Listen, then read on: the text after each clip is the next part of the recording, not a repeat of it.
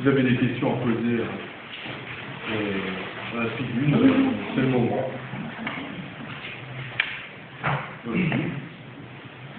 Oui, en fait, j'ai vu d'autres petites questions. La première question, M. Mayer, il parlait du média dominant. Dans le média dominant, j'ai compris que plus peut-être le média privé ou le média des grands soit fortunes, des grandes entreprises, des cartels et tout ça qui est quand même derrière tout ça. Mais pour moi aussi également, le média public, franchement, il n'y a pas d'effort.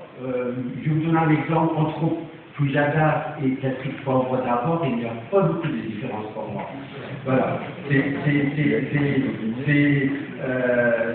Le média dominant également, il se trouve malheureusement dans le média, dans la presse publique. Voilà. Enfin, ce que je pense. Et puis, monsieur du colloque de presse qui a parlé de l'écosystème. Effectivement, par exemple, la plupart des citoyens, ils ont accès aux réseaux sociaux, et puis les emails, etc. Mais par contre, malheureusement, on n'a pas le même impact. Je vous donne juste un exemple. Mardi matin, sur France Inter, Patrick Cohen, je ne sais pas comment il s'appelle le journaliste, il avait invité un type qui s'appelait Dominique Régnier ou Dominique Régnier, je ne sais pas quoi. Régnier, voilà. Et ce type, il a commencé à dire que voilà, il y a des antisémites en France, oui bien sûr, et puis il a commencé à dire que Dumas, Mélenchon, Front Gauche, etc., ils sont tous des antisémites. Mais franchement, j'étais indigné, et puis je ne savais même pas à qui je dois dire un mot que c'est pas vrai. Mais exactement, souci avec la complicité des journalistes de France Inter.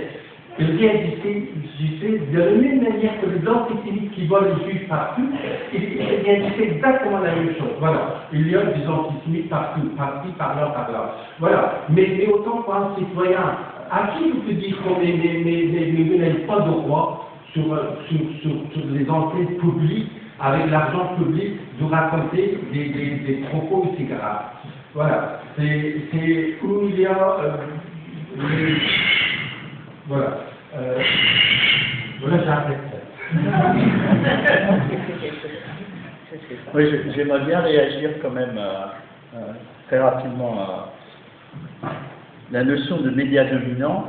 Je pense que c'est très largement une notion dépassée et qui remonte peut-être à l'époque où l'espace public, puisque c'est ça qui est en jeu, et la circulation de l'information, le débat public et sa structuration étaient contrôlés par des médias qui communiquaient en direction d'un grand nombre de personnes. Aujourd'hui, ce système a explosé. Et médias dominants, ça veut dire aussi que ce serait un média qui contrôlerait, pas seulement un média qui domine le marché, mais un média qui contrôlerait l'opinion publique. Et cette farce-là, ça fait longtemps qu'elle est terminée, sinon il n'y aurait pas eu 2005 et le non au référendum, sinon il n'y aurait pas, et aussi bien qu'aujourd'hui. Et Le Pen au deuxième tour en 2002. Et Le Pen au deuxième tour en 2002, par exemple, on peut citer plein d'exemples. Je crois qu'il faut sortir aussi d'une analyse de cet écosystème qui procède d'une situation beaucoup plus ancienne et qui a peut-être jamais vraiment existé, qui a été très largement fantasmé. Moi, le vrai problème, pour moi, le vrai enjeu de la presse, il est dans la question de l'équilibre économique. Et je ne vois pas une espèce de pouvoir occulte qui contrôle ce que nous faisons. Lorsque nous travaillons au DNA avec une rédaction qui a été créée à Paris et qui travaille pour l'ensemble des journaux du groupe, donc les informations nationales et internationales sont traitées par une équipe installée à Paris qui travaille pour l'ensemble du groupe. Ça ne procède pas d'une volonté de contrôler et de dicter un certain nombre de choses. Ça procède d'une recherche d'économie d'échelle. C'est la question de la productivité et de la recherche de gains de productivité. C'est ça la question centrale dans ce qui se passe dans la PQR, parce qu'on a longtemps été un journal qui a une assez bonne rentabilité de 6%. On est aujourd'hui, on commence à avoir de sérieux problèmes économiques, et c'est lorsque les problèmes économiques commencent à peser lourd dans la marge de l'entreprise et dans le fonctionnement quotidien de l'entreprise que le travail du journaliste est remis en cause. La recherche de synergie, moi, ne me dérange pas. Le fait qu'on crée une équipe pour traiter l'information internationale où on n'est pas une référence, je veux dire, ni le Dauphiné libéré, les DNA sur les questions européennes peut-être un peu, mais certainement pas l'Est républicain ou le républicain loi. Qu'on cherche des synergies là-dessus, ça ne me dérange pas. C'est la question des gains de productivité et des économies d'échelle. Je pense que par contre, l'enjeu est important sur le terrain local et sur l'animation de l'espace public à Strasbourg, Colmar, à l'échelle de la région ou des départements. Là, il faut être vigilant sur les moyens dont va disposer la rédaction pour faire un vrai travail de journalisme. Et la question, je pense que cette question de l'équilibre économique et de cette recherche de productivité et du marketing qui pèse sur notre travail aujourd'hui, elle est beaucoup plus importante que cette espèce de groupe de gens qui décideraient des contenus, etc., parce qu'on ne contrôle pas l'opinion et parce qu'on ne contrôle pas. On l'a encore vu ces derniers jours, enfin merde, avec cette histoire de Je suis Charlie, on a fait des cérémonies dans les écoles, et puis après on s'est étonné, c'est des gamins qui ont refusé de participer à ça. Le journalisme, c'est pas aller dicter ou porter la bonne parole ou prêcher, c'est aussi écouter le terrain et arriver à l'interpréter, à le restituer. Juste un dernier mot. Pour moi, il y a des enjeux importants dans la presse, et à l'époque où j'ai dirigé la locale de Strasbourg, c'était des questions que j'avais évoquées avec le rédacteur en chef de l'époque, c'est la question de la pluralité au sein des équipes de rédaction. C'est des questions qu'a posées par exemple le Bondi Blog. Est-ce que c'est à nous qui habitons au centre-ville, et moi j'y habite aujourd'hui, est-ce que c'est à moi de parler des quartiers, ou est-ce qu'il faut trouver un moyen que ce soit des gens qui vivent dans les quartiers qui parlent des quartiers? Est-ce que ça doit être un regard qu'on porte sur les quartiers, ou est-ce que c'est les gens des quartiers qui doivent pouvoir s'exprimer? Est-ce qu'il ne doit pas y avoir des deux? Et je veux dire, la question je crois que dans les écoles de journalisme aujourd'hui, il y a moins de fils d'ouvriers qu'il n'y en avait il y a maintenant, à l'époque où j'y étais. Ça, c'est des questions centrales. Qui rentre dans les écoles de journalisme? Qui pousse la porte des entreprises de presse? Aujourd'hui, le vrai scandale, quand vous voyez fonctionner les rédactions, c'est que c'est les relations. Lorsque le système économique est grippé et que l'ascenseur social ne fonctionne plus et que l'accès à l'emploi n'est plus égalitaire, c'est les gens qui ont des relations qui rentrent dans les entreprises, c'est les gens qui ont des relations qui rentrent dans les rédactions des journaux. Et c'est ça qui fait le fond des journaux.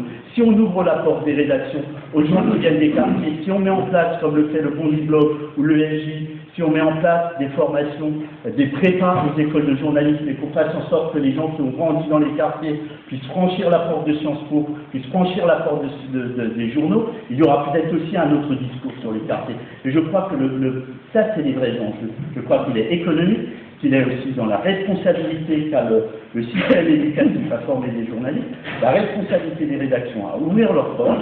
Le monde a fait des expériences là-dessus. Je crois qu'il est important qu'on fasse rentrer dans des rédactions. Alors, il ne s'agit pas de choisir des gens parce qu'ils sont d'un quartier et de les prendre comme journalistes, mais il s'agit de leur donner la chance d'être formés, de pousser la porte de ce métier. Et je crois que c'est ça aussi, la presse souffre de ça, une espèce de repli qui fait qu'elle est de plus en plus coupée des quartiers, de la société réelle, de ce qui se passe dans la société réelle et du temps. La question de la productivité, le premier effet délétère de la recherche des synergies et des gains de productivité, c'est de retirer les gens du terrain, les installer derrière un écran pour produire. Mais ce qui se passe dans la plupart des chaînes d'information ou des médias qui font du copier-coller, c'est qu'on dit aux gens, vous produisez 11 dépêches par heure ou 11 informations par heure. Et comme ils n'ont pas d'abonnement au fil AFP, ils vont copier les informations sur le site voisin et ils vont les reproduire. Là, on est au cœur des enjeux et des problèmes de la presse aujourd'hui. Et c'est pas, moi je ne crois pas, et je ne crois pas à cette espèce de dispositif où il y a des gens qui, dans l'ombre et quelque part dans une pièce, décident de... Non, je crois que le vrai scandale, c'est ouvrir les journaux et les rédactions à la pluralité de la société d'aujourd'hui, il faut des personnes qui soient originaires des quartiers, qui soient issues de l'immigration de la première, de la deuxième génération. Il faut qu'il y ait des gens qui parlent turc, il faut qu'il y ait des gens qui parlent arabe, il faut qu'il y ait des gens qui soient issus de l'immigration, il faut qu'il y ait des gens qui soient issus des quartiers populaires et qui soient issus des couches populaires, des couches communautés, qui doivent pouvoir entrer dans cette presse. Je crois que la presse était grande aussi lorsqu'elle était plus plurielle. Elle l'est moins aujourd'hui, on peut le regretter, je crois que c'est un enjeu, je veux dire, et c'est ça aussi qui fait qu'on peut avoir peut-être un peu moins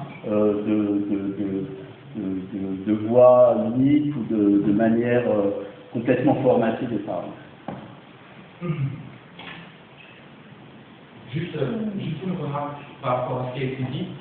Le lendemain sur France Inter, il y a un membre éminent du Congo, c'était Coquerel, qui a eu pendant un quart d'heure la parole. Je ne sais pas si Cohen pour dire qu'il était d'accord avec les idées de Mussolini. Heureusement. Mais il a quand même eu la parole.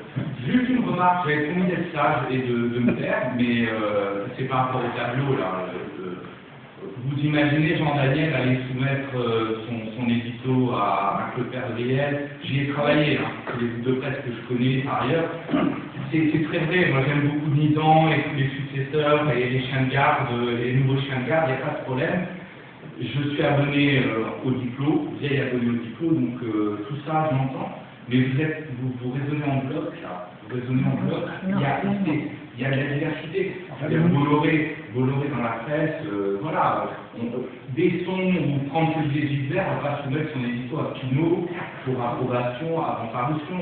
Et je pense qu'avant, il y a toujours eu des papiers uniques dans la presse, l'agence France Presse, etc.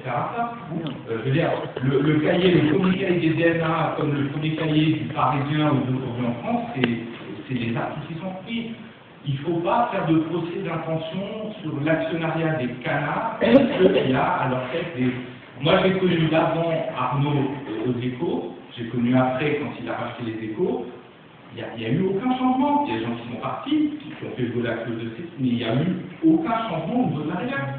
Il n'y a personne qui a appelé, il n'y a personne qui a intervenu, il n'y a pas un Deus ex machina dans l'ombre qui archive et qui dit pour parler ça, pour parler de ça. Je ne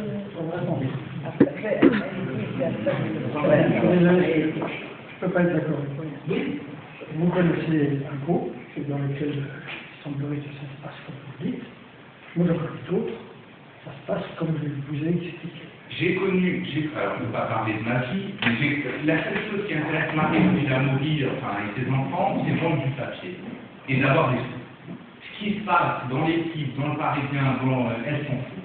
Bon, ils mettent ce qu'ils veulent, ils font des unes sur l'assurance vie, machin, etc., ou sur Nicolas Sarkozy, ou ce qu'ils veulent. Elle s'en fiche, elle veut du papier, vendre du papier, avoir des sous pour elle et sa famille. Point barre. Donc, et elle a tendance à tirer la rédaction quand nous n'avons pas assez de papier. C'est pas pour des questions idéologiques, elle est bien, je vais dire pour des questions économiques. Alors après, effectivement, le problème de la publicité à l'intérieur de ces canards, et la dette la pub aujourd'hui. Ça, oui. C'est du business, ça? Oui, je suis d'accord. Mais ce n'est pas l'actionnaire qui appuie pour dire vous allez me prendre. Je pense que Michel Buquet, il a autre chose à faire que de choisir une des DNA le soir pour son bureau. Non, tout à fait d'accord. Peut-être laisser répondre. Non, là, on vient de dire, on vous laisse parler, c'est après la En fait, ce que je voulais dire, c'est qu'il y a, par exemple, dans ce que vous dites, notamment le journaliste du DNA, pour moi, il y a une contradiction. Parce qu'en fait, vous dites que le nœud du problème, c'est l'économie, et ensuite, vous persistez à dire qu'il n'y aurait pas de... que vous êtes complètement libre. En fait, le problème, souvent, c'est la concurrence. C'est-à-dire que la concurrence entre les différents médias, souvent la tension économique, fait qu'il y a une uniformisation de l'information qui peut être plein de titres et puis il raconte à peu près toute la même chose. Et donc bien sûr, c'est pas forcément une domination, il n'y a pas le patron de Lagardère ne va pas dire que les journalistes écrivez ça, mais la concurrence est uniformise de l'information et la volonté notamment de baisser les coûts fait que tous les journalistes utilisent les DPFP. Et du coup, les journaux n'ont pas le temps d'aller sur le terrain. Par exemple, ils récupèrent les petits comptes pour de la recueillir l'information sur le terrain. Et c'est ça qui utilise de l'argent. Par exemple, Mediapart, pourquoi ils sortent de la presse? Parce qu'ils ont dit, bon, c'est très petit, c'est pas forcément un modèle, parce qu'ils ont 10 journalistes, et ils ont 10 journalistes qui, pour faire tirer une affaire, travaillent un an dessus. Et donc, c'est ça qui fait que le problème, par exemple, l'humanité à certains journalistes, ils ont du mal, ça coûte cher d'envoyer un journaliste en reportage, suivre une manifestation, par exemple, suivre des syndicalistes qui vont à un comité de groupe en Allemagne, il faut prendre le train et ça coûte tout de suite bien. Et donc le problème des coûts fait que pour tout baisser les coûts, ben, on prend des DGFP et on ne réfléchit plus et ça a une différence. Donc la question économique a un impact majeur sur la liberté des journalistes. C'est pour ça qu'il faut que les aides à la presse soient revalorisées. Parce que là, c'est choquant de dire qu'un journal doit être rentable, doit être viable, ça n'a rien de. C'est-à-dire qu'il doit être très à l'équilibre, on est pas de 6% de l'objectif, enfin, c'est pas l'objectif d'un journal, c'est d'informer, et voilà, je vais prendre la parole, c'est dommage que la première personne qui est intervenue soit partie, mais là, je pense, effectivement, me concernant, je ne peux pas non plus vous laisser dire qu'il y a, ça veut dire la question se pose économiquement, certes, il y a un souci économique, il y a des survies de journaux, surtout de journaux papier qui sont en jeu, mais il y a aussi un choix rédactionnel qui se fait. Et il existe une idéologie dominante. On ne peut pas dire on dit il y a un matraquage. Oui, ce matraquage existe, il est réel. Il existe des gens, on peut les appeler des médiacrates. Ce sont des personnes qui sont sollicitées et ils savent tout. Ils savent tout, absolument tout, du parfum au chocolat, à Kobané, à Gaza, au Libye, ils savent tout. Là, je vais vous citer d'ailleurs, ça ne vient même pas. Vous avez Gilles Balbastre qui parle ici des interventions d'Attali. Attali, bon, je vous le lis, parce que ça vaut, je prends ce petit temps. Un homme omniprésent. L'avantage de Jacques Attali est qu'il est un peu tout à la fois. Également romancier, philosophe, musicien, le patron de Planète, finance du groupe Attali Associés, et il est une sorte de couteau suisse, très apprécié des corps journalistiques. Alors, c'est un cycle d'ancien conseiller spécial. François Mitterrand a été visité 197 fois en 2013 dans l'ensemble des médias, Internet, radio, télévision écrite, 228 fois en 2014, soit 19 passages mensuels. Un véritable travail à plein temps et il n'a pas tort. Et là encore, il précise, ce n'est pas uniquement, là on ne compte pas les passages, non, il est intervenu. Donc il y a des gens, comme M. Régnier, comme d'autres, qui ont effectivement pignon sur rue, qu'on les sollicite. Il y a eu Charlie. Quand il y a eu Charlie, les collaborateurs de Charlie, vous avez eu, Charles a été un collaborateur de l'Humanité. À aucun moment, le journal L'Humanité n'a été sollicité. À aucun moment, vous avez eu des journalistes de l'Humanité sollicités sur des plateaux. Récemment, dans 28 minutes, on a fait appel à Barbancé par rapport à Kobané, parce qu'il était le seul, parce que l'Humanité avait été le seul. Donc vous faites des choix dans un journal. Ce que vous dites est juste. Le journal n'a pas les moyens, mais il fait des choix. Il couvre Gaza, il couvre Kobané, il couvre des manifestations.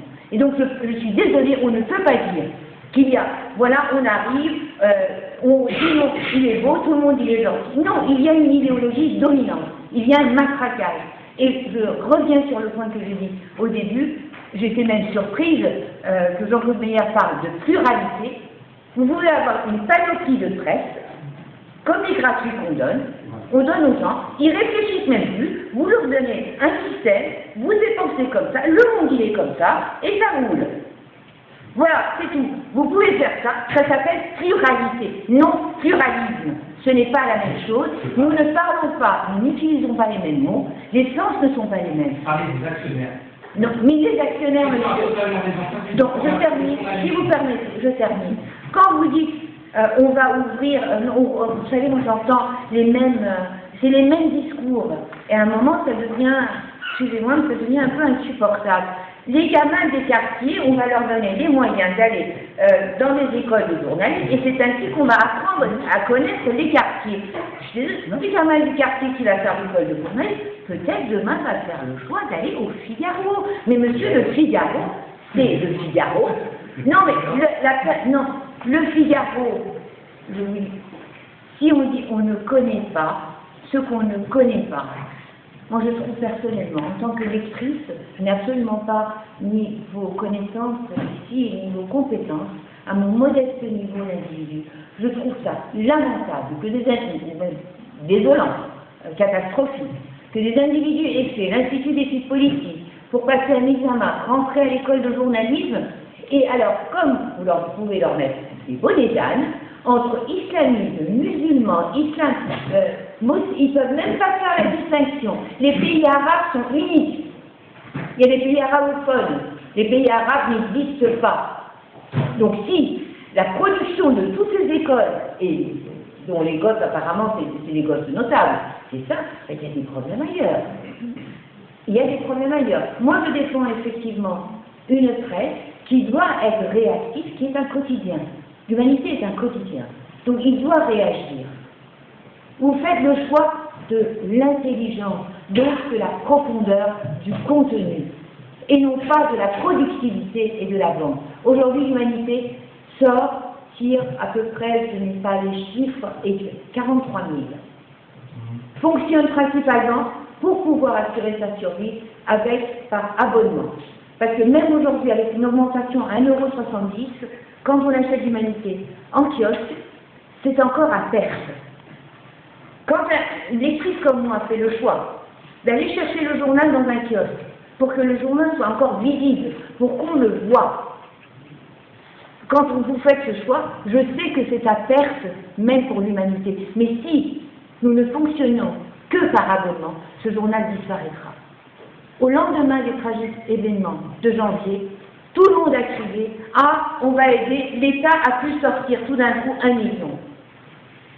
Beaucoup de journaux, comme Charlie Hebdo, un grand nombre, je l'ai cité tout à l'heure, étaient et sont encore dans les difficultés. Donc il est de la responsabilité, si nous voulons maintenir le pluralisme de la presse, il est de la responsabilité de l'État d'aider ses quotidiens à vivre pour qu'on ne soit pas dépendant, et là je souscris entièrement, à des groupes, Bolloré, Lagardère et consorts. Voilà.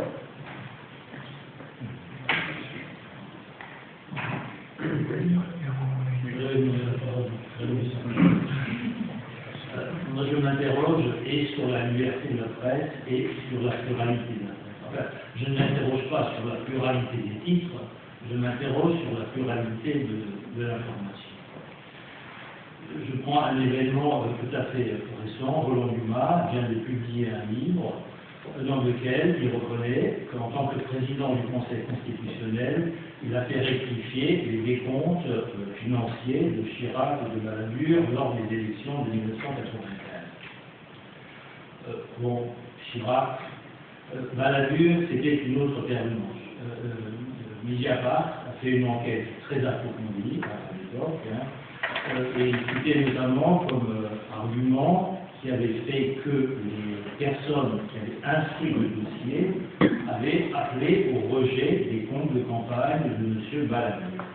Entre autres arguments, il parlait d'un versement de 10 millions de francs en coupure de 500 francs déposés à la Banque du Nord. Interrogé à ce propos, Balladur a dit que ça venait des ventes de pins et de t-shirts dans les meetings. Les gens se sont dit que tout le monde, décidément, dans les meetings de Balladur, payait en billets de 500 francs. Bien. Ceci est reconnu par Roland Dumas dans son dernier bouquin, qui est pour dire respectueux. Et moi, je me rends compte que rien, aucun journal d'importance ne s'est saisi de cette occasion pour revenir un petit peu sur ce qui reste quand même en arrière-fond de l'affaire Karachi. Entre-temps, après que Mediapart eut fait ses révélations, un membre du Conseil constitutionnel de l'époque a publié un article dans Le Monde où il reconnaît que Roland Dumas a fait rectifier les comptes de Balladur et un peu par esprit de vengeance, les personnes qui ont instruit le dossier ont sorti au centime près les comptes au niveau de ceux qui ont été déclarés par le correspondant de Balladur. Moi, je suis extrêmement étonné, je veux dire là, une unanimité pour ne pas en parler, pour ne pas reprendre, disons, cette affaire qui est quand même extrêmement grave. Je terminerai juste toujours sur cette liberté de la presse. Il y a 2 semaines, un vendredi soir, Roland Dumas était à France 3, interrogé par M. Letellier, c'est un personnage public, et il a interrogé sur le pourquoi de la rectification des comptes de M. Chirac. C'est évidemment éminemment moins important que la rectification des comptes de M. Balladur. Mais il n'a pas mentionné le nom de M. Balladur, et donc Roland Dumas a déroulé, lui, on rendu compte, l'affaiblissement international de Chirac sur la République. Donc, moi, j'ai quand même apporté des interrogations sur la pluralité de l'information et sur la liberté de la presse, la liberté des journalistes et l'usage qui en est fait. Indépendamment de toutes les autres considérations qui sont tout à fait justes, on a dit que les journalistes sont libres. Là, j'ai un exemple pour vous dire ça.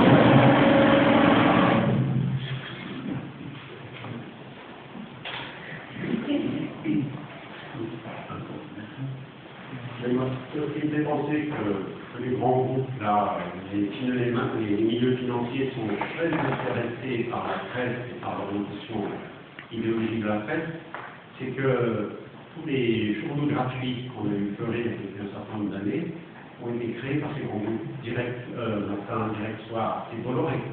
Et comme par hasard, et les autres aussi, appartiennent à tous ces grands groupes. Et comme par hasard, quand arrivent les campagnes électorales, des moments un peu plus tendus, eh bien, voilà, dans tous ces journaux, c'est l'unanimité de l'idéologie libérale, ultra-libérale, la scène à vous, c'est une ligne gratuite qui appartient à M. Bolloré et consorts. Donc, moi, on ne va jamais croire que ces milieux financiers ne veulent pas tout diriger dans la presse. Et petit à petit, ils avancent leur pion, et voilà, on va être très vigilant, comme dit le monsieur du monde économique.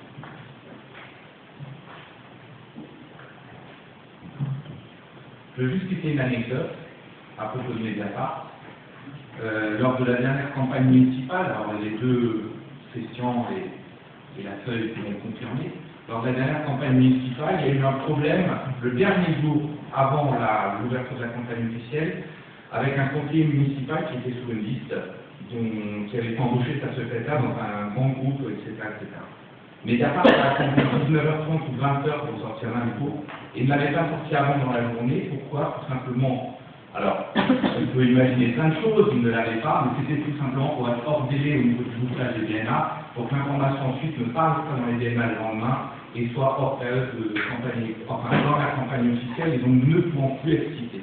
Donc Mediapart, oui, très bien, mais et lui, comme les autres, est soumis à des pressions, à des demandes, et il n'est pas l'ange ou le saint du Graal, c'est compliqué pour tout le monde. Et voilà, donc je voulais juste citer cette anecdote pour Mediapart, les 2 journalistes strasbourgeois savent de qui je parle et de quoi je parle. C'est un bon exemple, effectivement, parce que c'est juste une remarque. À la feuille des choux, on s'est étonné, effectivement, que, comment dire, une information comme ça, qui concerne un personnage public, qui à peine élu a été démissionné par Roland Ries, bon, elle passe par Mediapart, bon, Dieu sur le oui, ça existe, alors que il nous semble que les médias locaux, tout de même, sont plus introduits que nous, qui n'avons pas de carte professionnelle à la municipalité, et probablement avec des informations que même nous n'avions pas. Donc c'est vrai que là, on peut se poser des questions. Mais peut-être que Christophe... Non, mais je crois qu'il y a les légendes, les grandes théories et la pratique du métier. Je suis désolé, moi, mon domaine d'expertise, c'est la pratique du métier sur le territoire de la locale, de la ville alsacienne, etc. Donc, les grandes affaires que vous citez, c'est vrai, on peut déplorer l'attitude qu'a une journaliste au moment de l'interview de Roland Dumas. Je veux dire, c'est des choses qui nous dépassent de très loin. Il n'y a pas une seule presse, il y a la presse quotidienne régionale, il y a la presse de proximité, il y a la presse d'information générale, il y a la presse spécialisée, il y a celle qui s'intéresse aux affaires internationales et celle qui s'intéresse à ce qui se passe au coin de la rue. Mais le métier de journaliste est le même. Moi, je suis parti en reportage à l'étranger. Je travaille à l'étranger exactement comme je travaille sur le terrain strasbourgeois avec la même boîte à outils et la même manière de faire. Pour l'affaire que vous évoquez, plusieurs choses. La première, c'est que cette information, nous ne l'avions pas. Clairement, nous ne l'avions pas, et je ne vous mens pas. La deuxième, quand Plenel parle des différentes affaires qui nous ont sorties ces dernières années, que ce soit Cahuzac ou les autres, il l'a toujours dit, et il l'a répété, il l'a dit publiquement, chercher la femme. Et dans l'affaire qui a été évoquée, c'est un règlement de compte entre deux personnes qui avaient une relation qui a mal tourné, et au moment opportun, la personne, la compagne, a adressé via un contact par un avocat à Mediapart cette information. J'en ai discuté avec Plenel, parce qu'il y a eu un certain nombre de papiers où on a expliqué, Jean-Claude a expliqué que Christian Bach a pléné sur son ordinateur à 1h du matin, le dimanche soir, il a enfin écrit qu'il y avait cette affaire-là. Oui, on n'a rien fait le vendredi soir, parce que si on avait publié quelque chose dans le journal le samedi, c'était un argument pour aller contester la véracité du scrutin au tribunal administratif. Et que les DNA se seraient retrouvés au cœur d'un débat sur la véracité d'un scrutin. Comme ça a été le cas à Köln, où il y a eu, où ça nous a un peu assez emmerdés. Donc cette information, on ne pouvait pas la vérifier, je veux dire. On ne va pas copier-coller une information du site de Mediapart et la mettre dans le journal. Il faut la vérifier. On n'avait pas les moyens de la vérifier, on n'avait pas les moyens de la recouper. Donc on a décidé de ne pas la traiter pour cette raison-là et d'attendre le dimanche soir, donc à la clôture du scrutin, pour la traiter, ce que j'ai fait sur le site. La deuxième chose que je dis, c'est que les pressions ont été énormes à droite pour qu'on traite cette information le vendredi après-midi. Et ça a circulé sur les réseaux sociaux un peu partout. Nous, notre boulot, c'est pas d'obtempérer à la pression d'un groupe politique pour traiter une information, c'est de la vérifier, de la traiter et de d'abord prendre le temps de la traiter correctement. Sur un timing que nous décidons, nous, je vous dirais et qui avait là, dans ce cas-là, une contrainte forte par rapport au droit de la presse qui porte sur les veilles de scrutin ou l'avant-veille de scrutin où il y a impossibilité d'accorder un droit de réponse. Si vous publiez ce genre d'information le samedi et qu'on vous réclame en urgence devant le juge des référés un droit de réponse, vous êtes obligé de le publier le dimanche, vous foutez la merde, je veux dire, clairement, quoi. Parce que vous sortez le dimanche jour de scrutin une information qui peut desservir ou qui peut fausser la sincérité du scrutin. Voilà, c'est ce que je peux dire là-dessus.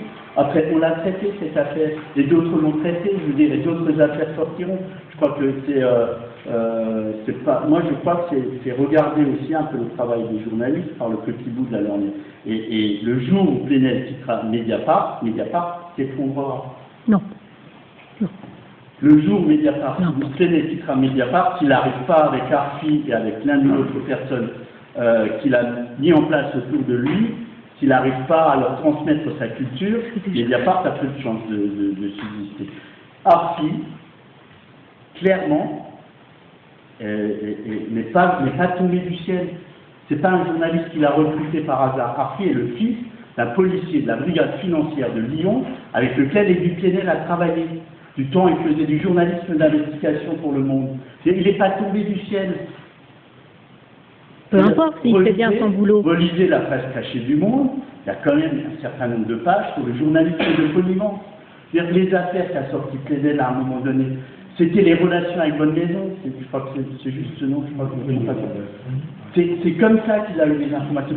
Quand le journaliste de l'Est républicain sort une interview de Colonna en Corse, c'est parce que sa femme est juge d'instruction. Je veux dire, c'est quand même beaucoup. Ce journalisme d'investigation dont on se rebat, c'est quand même beaucoup aussi du journalisme de connivence.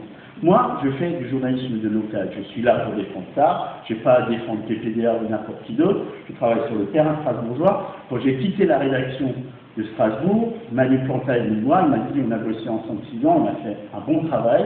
Je ne peux pas dire que tout ce qu'on a fait était nul. On a fait plutôt un bon travail. Manu me dit mais c'est quoi ce dont tu es le plus fier? Je lui dis c'est les 20 familles qui ont leur droit d'asile parce qu'on a fait des papiers qu'on a aidés dans les DNA et qu'on a intervenu dans ces affaires et dans le travail de la préfecture, etc., etc. Et un certain nombre de fois, c'est vrai qu'on a été saisi de cas de familles qui étaient arrivés, qui étaient dans une situation difficile, qui étaient expulsables, hein, qui avaient fait un recours, etc. On avait travaillé là-dessus, on avait défendu des trucs avec les associations, le CASAS et d'autres, et on avait réussi à faire pencher la balance. Et moi, ce qui me plaît dans ce journalisme-là, c'est pas les grandes affaires. Comment vous savez ça? C'est vous qui avez fait pencher? Parce que je sais qu'on y a contribué, parce que c'est pas les on y a contribué. Les DNA qui donnent des papiers. Non, on y a contribué. On y a contribué. Bon, alors comment on a contribué? Et je peux vous citer un autre cas. Vous contribuez aussi au fait que je cite un dernier cas. Par exemple, vous couvrez les manifestations régionalistes contre la réforme territoriale. Ouais.